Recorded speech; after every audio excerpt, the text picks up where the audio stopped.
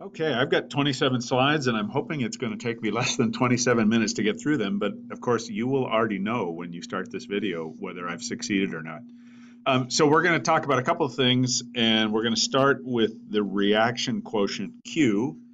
And so Q, it has a lot of different thermodynamic functions, but the main thing we're going to talk about right now is Q as a method for determining whether or not a particular system is at equilibrium at any particular point in time.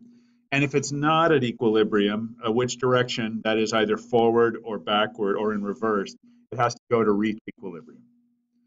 And so Q is the same expression, the same ratio of products to reactants that the equilibrium expression gives, but we're talking about a system that may or may not be at equilibrium. So in other words, we can take a snapshot in time of any system simply by plugging the concentrations at that time into the equilibrium constant expression and see what number it gives us and whether or not that agrees with K. So to calculate Q, as I was just alluding to, you'd simply substitute the initial concentrations, or indeed you could do this at any point during an equilibrium process. You substitute the concentrations of reactants and products into the equilibrium constant expression and see what number you get. So let's talk about how we do that. So, well, first, when we do that, when you calculate Q, there are going to be three possible outcomes. Either Q is going to be less than K, or Q is going to be equal to K, or Q is going to be greater than K. And so let's talk about those three different possibilities. Remember, Q is simply the same expression of a ratio of products to reactants that the K is. It's just that it may or may not be at equilibrium when we do this. Okay, so let's look at the possibility that Q is less than K. If I substitute my concentrations into the equilibrium constant expression and get a number that is less than the known value of K, okay, that means that then the system is going to try to move in such a direction as to reach equilibrium, which Q is equal to K. Well, because if Q is less than K, that means I don't have enough products and too much reactant, right? If Q is less than K, that means my numerator is too small and my denominator is too big. And so the reaction is going to move forward to reach equilibrium. And so the more products have to form, the reaction will move forward or to the right in order to reach equilibrium. What if Q is equal to K? Well, if Q is equal to K, nothing has to happen in order for equilibrium to be reached. The situation that I've just plugged into my equilibrium constant expression gives me K as my Q value, and so therefore I'm at equilibrium and there'll be no net change. What about if Q is greater than K? Well, if Q is greater than K, that means I've got too many products. That means my numerator is too big and my denominator is too small. I've got too many products and not enough reactants, and so the reaction has to move in reverse in order to reach equilibrium. That means it's going to shift to the left or move in reverse or move in the direction of reactants. Well, let's try a problem to see how we would actually use K in practice. So at 448 degrees, the equilibrium constant for this particular reaction, we saw this in the last video, is 50.5. So H2 plus I2 gives 2HI. K is equal to 50.5. Predict the direction the reaction will go in order to reach equilibrium if I put 0.02 moles of HI, 0.01 mole of H2, and 0.03 moles of I2 into a 2-liter flask. So I'm going to close up all these things in a 2-liter flask, and I've got to predict which direction the system is going to go in. Whether or not, well, first of all, whether or not the system is at equilibrium, and if not, which direction it has to go in to reach equilibrium. Okay, so the first thing, this is the data I'm given, the moles of each, the value of K, and the volume of the flask. The first thing I'm going to do is calculate the concentration of everything. So I'm simply going to take the number of moles and divide it by the volume, and that gives me the molarity. So I'm just dividing everything by 2. Calculating the molarity of HI, calculating the molarity of H2, calculating the molarity of I2. Okay. Now, because I have this equation, I can write the equilibrium constant expression. In this case, I don't know if we're at equilibrium, so instead of saying K is equal to these concentrations, I'm going to say that Q is equal to these concentrations. I have the concentrations that I've calculated over here. I'm going to substitute them into the Q expression, and when I evaluate that, I get 1.3. Okay, so Q is equal to 1.3. K is equal to 50.5. So Q is less than K, and so the reaction is going to proceed forward, that is to the right, that is toward products, in order to reach equilibrium. Okay, so that's a Q problem, and so you might want to look at some of the suggested questions about calculating Q and figuring out what that means for a reaction at equilibrium. A QOD might also just have a question asking you to describe Q and what it has in common with K and how it differs from K. Let's move on now and talk about something a little bit different, and that is, so far we've done a couple of different things when it comes to doing calculations of equilibrium constants. We've had a situation where we knew all of the equilibrium concentrations, and therefore we could calculate K.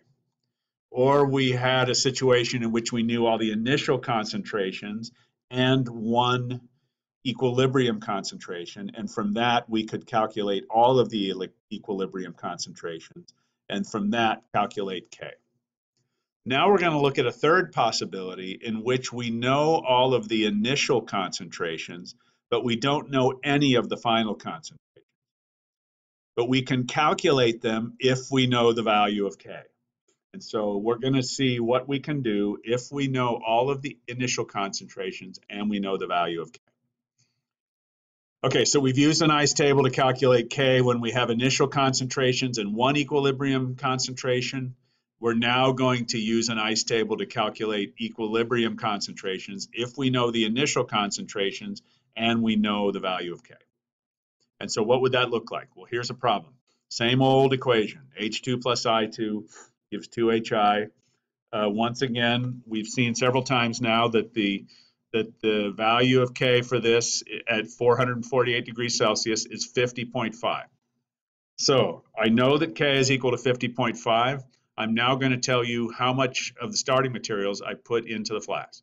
I put 2 moles of H2 into the flask. I put 2 moles of I2 into the flask, but I didn't put any product in. So given that I have done that, and I now just allow this thing to reach equilibrium, what are the equilibrium concentrations of hydrogen, iodine, and hydrogen iodide going to be? Okay, this is the information I've been given. 2 moles of H2, 2 moles of I2, no HI, a 1 liter flask, and a value for K of 50.5. So just as with the last problem, actually, I got to start by calculating concentrations. So because it's a 1 liter flask, this is really just a formality. The number of moles of each thing is also going to be equal to its concentration since it's a 1 liter flask. So I've got 2 molar H2, I've got 2 molar I2, I've got no HI to begin with, and so my initial concentration of the product is 0. All right, now I'm going to take my ICE table and I'm going to populate it with those things that I just calculated. 2 molar H2 to begin with, 2 molar I2 to begin with, and 2 molar and no concentration of HI, none in there. Well, the first thing I want to do, and again, this is just a little bit of a formality, but it's useful that we've already talked about Q, is to calculate the value of Q for this reaction. And that's actually a very, very simple thing to do because I have no product, and therefore Q is equal to 0. My numerator is equal to 0, therefore Q is equal to 0. If Q is equal to 0, then by definition, that must be less than K, because K has to be greater than 0. And therefore, I know that the reaction is going to go forward in order to reach equilibrium. If the reaction goes forward to reach equilibrium, that means that the concentrations of reactants are going to go down and the concentrations of products are going to go up. And of course, that's the only thing that can possibly happen if I don't have any product to begin with. And so I'm going to define X as being the change in concentration of H2. Usually we pick something that has a coefficient of 1. And so I could have picked either H2 or I2, but I'm just going to define the change in concentration of H2 as being X. And since it's going down, it's going to be negative X. Well, once I've defined that as being negative X, now I can fill in the other two because iodine has the same coefficient, so it's also going to be negative X. HI has the coefficient of 2, so it's going to be 2x, and it's going to be positive because the concentrations of products increase. Well, that allows me now to algebraically state the concentrations of everything at equilibrium. The concentration of H2 is going to be 2 molar minus X. The concentration of I2 is going to be 2 molar minus X. And the concentration of HI is simply going to be 2X. Well, once I have that, I can now say, hey, I've got my equilibrium constant expression. It says that all of those concentrations, when plugged into the equilibrium constant expression at equilibrium, have to come out to 50.5. And so I'm just going to take those values that I had on the previous slide, in which the equilibrium concentration of HI was 2x, and the equilibrium concentrations of H2 and I2 were both 2 minus x, equals 50.5. Now, for one frightening moment here, it may appear as though we're headed toward a quadratic equation, and we will in a subsequent example. But in this example, we're actually not headed toward a quadratic equation, and I've done that on purpose. I've given you a canned example where you don't need to use a quadratic equation. That's because this whole term over here is a perfect square. That is, the numerator is a square and the denominator is a square. So all I have to do is take the square root of both sides, which I'm going to do now. So the square root of this side, 2x squared, square root of that is 2x. 2 minus x times 2 minus x, the square root of that is 2 minus x. And the square root of 50.5 is 7.11. Now it's simple algebra. I multiply both sides by 2 minus x, and I get this expression. Then to gather all my x terms on the same side, I'm going to add 7.11x to both sides. That gives me this expression. And then to solve for x, I'm going to divide both sides by 9.11. And that gives me x equals 1.56. Okay, well now I'm back at my ICE table in which I had expressed all these equilibrium concentrations algebraically. But now I know that the value of x is equal to 1.56. So now I can actually evaluate all these and I can get my final answer, which is 2 minus 1.56 is 0.44. Same for the iodine, also 0.44. And 2x, 2 times 1.56 is 3.12. And I have my answer. I've got the equilibrium concentrations of all of these substances. Now, one of the nice things about these problems is they come with an internal check, because to see if I did this right, I just substitute those numbers that I got by calculation back into the equilibrium constant expression. And when I do that, I get 50.3, which is very close to 50.5. Therefore, within two significant figures, I know that I've done this correctly. All right, let's try a different example. And now here's one where we actually are going to wind up having to use getting a quadratic equation and having to use the quadratic formula. So this is the decomposition of PCl5. PCl5, when placed in a flask, will decompose and to PCl3 plus Cl2. This equation is balanced as written. But it doesn't go all the way one way or the other, so you wind up getting an equilibrium mixture.